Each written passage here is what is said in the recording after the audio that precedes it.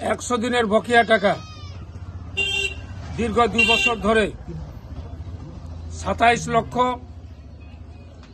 Job card হোল্ডারদের যে বন্ধ করে রেখেছিল, তার বিরুদ্ধে অনেক আমাদের নেত্রী মমতা বন্দ্যোপাধ্যায় অনেক সংগ্রাম করেছেন। অভিষেক ব্যানার্জি অনেক সংগ্রাম করা সত্ত্বেও কেন্দ্র সরকার অর্থাৎ মোদী সরকার, কেন্দ্রীয় সরকার কিন্তু এখনো পর্যন্ত তারা আমাদের এই 27 লক্ষ লোককে বঞ্চিত করে রেখেছিল।